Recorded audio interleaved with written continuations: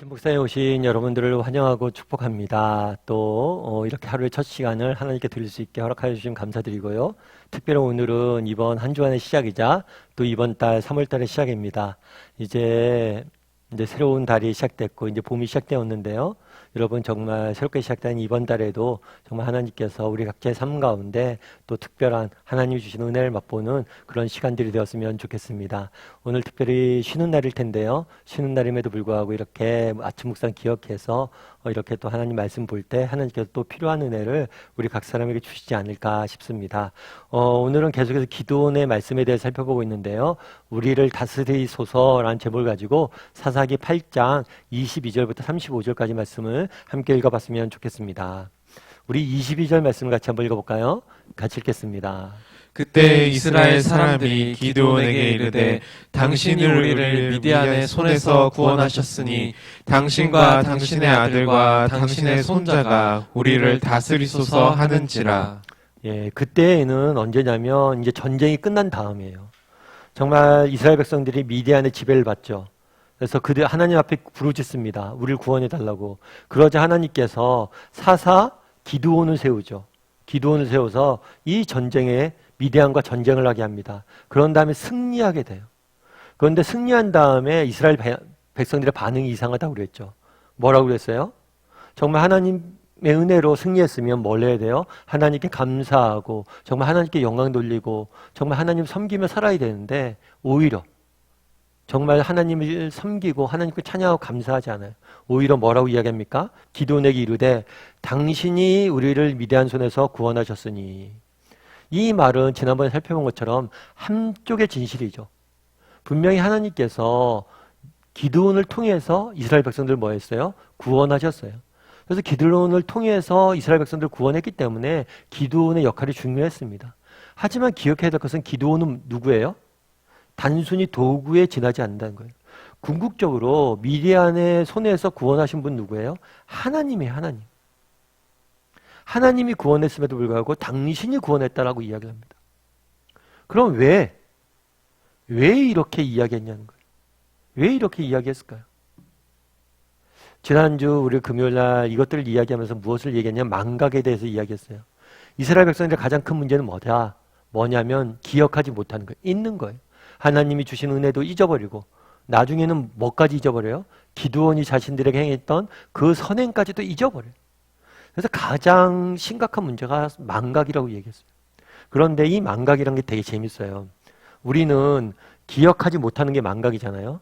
그래서 망각은 자연스러운 현상이다 이렇게 생각하기도 하는데 그렇지가 않아요. 프로이트 같은 심리학자는 뭐라고 얘기하냐면 인간의 망각은 선택적이다 라고 이야기해요. 다르게 말하면 망각이라는 것 자체는 선택적 망각이라는 거예요.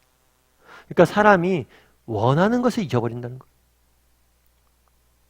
그러니까 이 사람들이 이스라엘 백성들이 하나님이 구원하셨다는 것을 알았어요. 그런데 일부러 잊어버렸다.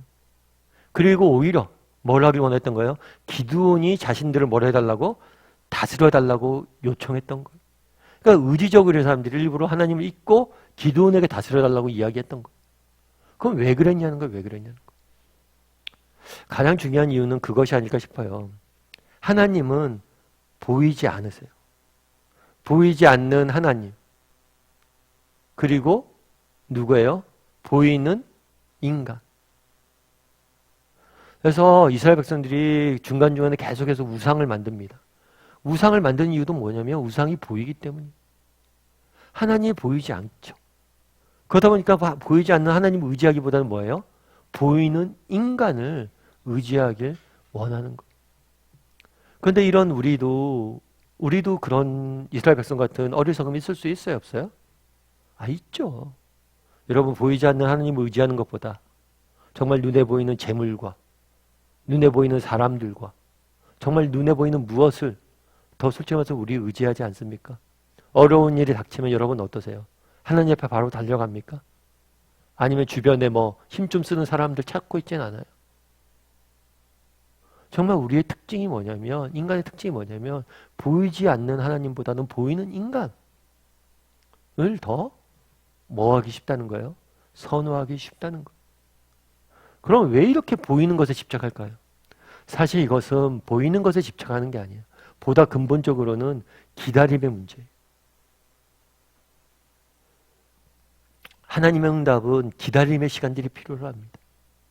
보이지 않기 때문에. 그런데 보이는 인간은 뭐예요? 즉각적으로 내가 요구할 수 있어요. 즉각적으로 요구하고 선택할 수 있다는 게 특징이 있어요. 그래서 보이지 않는 것을 의지하지 않고 보이는 것을 의지하려는 인간의 심리 속에는 어떤 문제가 있냐면 기다림의 문제가 있는 거예요. 결국에 인내의 문제, 기다림의 문제가 있다는 거예요. 그러니까 다르게 얘기하면 기다리기 싫어하는 거죠. 그래서 제가 종종 말씀드리지만 오카노 목사님께서 이런 말씀을 많이 하셨어요. 어떤 말씀을 많이 하셨냐면 이지고잉이 문제다. 이지고잉. 우리가 너무 쉬운 길로 가려고 한다는 거예요. 삶을 살 때. 그런데 쉬운 길로 가면 뭐예요? 결국에 눈에 보이는 것. 정말 기다리지 않고 바로 될 수 있는 것. 이런 것만 추구하고 살다 보면 길의 가장 중요한 특징이 뭐예요? 길은 중요한 게 목적지가 어디잖아요. 이 길이 쉽냐 어렵냐가 아니에요. 이 길이 어디로 인도하냐. 그런데 우리 많은 사람들이 뭘 선택하는 거예요? 이 길 끝에 뭐가 기다리냐가 아니라 이 길이 쉽냐 안 쉽냐. 그것으로 선택한다. 그날의 이스라엘 백성들이 왜 하나님이 아니라 기드온에게 자신들 다스려달라고 이야기했습니까? 기드온은 눈에 보이기 때문에. 눈에 보일 뿐만 아니라 눈에 보이기 때문에 쉽다는 거예요. 기다리지 않아도 된다는 거예요. 하나님의 뜻을 알 때까지 기다리지 않아도 되고 바로바로 할 수 있다는 거예요. 어쩌면 그들 마음속에 편한 길로 가고 싶은 욕구들이 있었기 때문에 그랬다는 거예요. 그럼 우리는 어떨까요? 우리도 그런 마음이 있지 않아요? 참 우리도 그런 마음이 있죠. 사실 편한 길을 싫어하는 사람들이 어디 있습니까? 저도 편한 길 가고 싶어요. 그런데 우리가 문제는 뭐냐면 길의 가장 중요한 것은 편하냐 안 편하냐가 아니에요. 이 길의 끝에 무엇이 기다리느냐. 제가 예전에 읽은 책 중에 어떤 책을 읽었냐면 여러분 미국의 실리콘밸리라고 들어보셨죠? 그거는 IT 산업이 미국에서 제일 유명한 동네예요. 그 기업체가 모여있는 곳이 바로 실리콘밸리예요. 근데 이 실리콘밸리에서 사람들을 리크루트할 때, 선출할 때 정말 인기 있는 대학이 있대요. 그건 뭐냐면 스탠포드 대학에 있는 D스쿨 출신을 그렇게 여기서 실리콘밸리에서 선호한대요. 그러면 이 D스쿨이라는 데 뭐가 특별하냐? 라고 보니까 이 D스쿨은 특별한 게 있어요.